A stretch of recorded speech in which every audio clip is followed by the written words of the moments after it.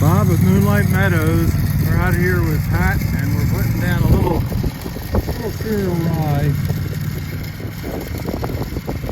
We had a few voids in this field and we had a little extra rye seed. We thought we'd use it up. We got the Boston on the four-wheeler. Does a great job on there.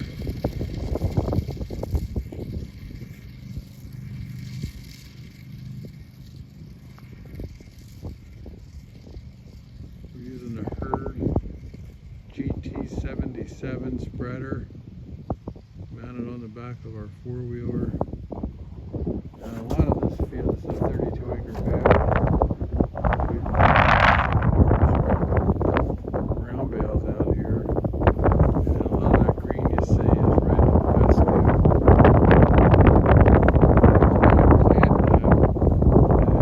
And that grass up there is called a European dune grass. It looks like a really nice forage, but it's come out of our brown bales. And I'm not sure the app's got it correct because someone gave it a 7% probability. So it might be something else actually. Time will tell. The darker green here, that's fescue. And that's all from rolling out hay. We've not planted it. And like I said, we had some big burn piles up here and brush piles. And there's one right there, you can see it. So there are just a lot of voids in this field. So we figure we'd put down a little bit of cover crop rye or cereal rye. We got a rain supposed to come this afternoon. Thought we'd use up this seed and get some roots in the ground where we have some voids and burn piles. And the boss is doing a good job. It's kind of going into mid-November. We've had pretty warm weather, which has been nice. Won't be long now, though. We'll probably be getting some pretty cold weather.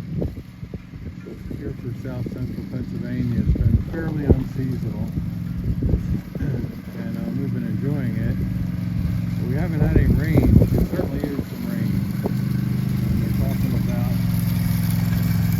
a little bit today, some more next week. I think over the next week or 2 weeks, we might get the total close to an inch, which we could use probably 4 or 5 inches. But it's been very dry. And she's just gone along and putting that seed down with the Herd spreader on the four-wheeler. Stop there where the brown spot is. Every time she goes over that, she'll stop and leave the broadcast spreader spin, and put down quite a bit extra seed versus what we're putting on the rest of the field. And it might help a little bit. So there you have it. We're eager to get that done. We resided our barn here back in September, October, and that was open. Everything on the red except for up in the gable we put on. It was an open manure shed, and then we put the red siding on the sides and on the back, and then that clear panel. The red gable was there, but that's a great project. We got a 3-sided shed there. It's about 56 by 54. We got some hay stored in there, and then we have plenty of room for the cattle to get in there. We got a freezing rain or cold, nasty weather, and they just want a windbreak. We don't encourage it. We have some metal corral there. It's like 52 by 150 off that barn, and water as well as bale rings. The only time we ever put any hay in those bale rings is if the weather is super foul. Otherwise, we roll the hay out in the field and keep the cattle out in the field.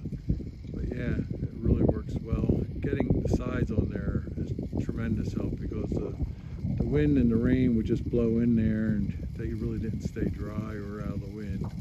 Now they will.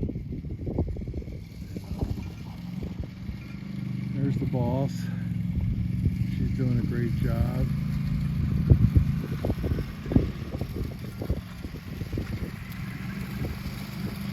It's a little cold out here today, windy. We're really glad to get these brush piles out of there. They've been haunting me for 2+ years. We cleared off a lot of material off the fence and had huge burn piles. But it's been kind of dry and we've been afraid to burn.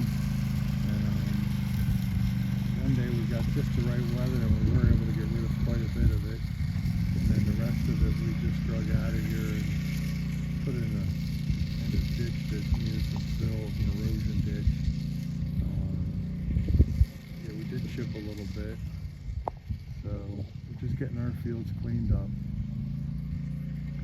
Anyway, on a blustery November afternoon, Sunday, signing out. Adios.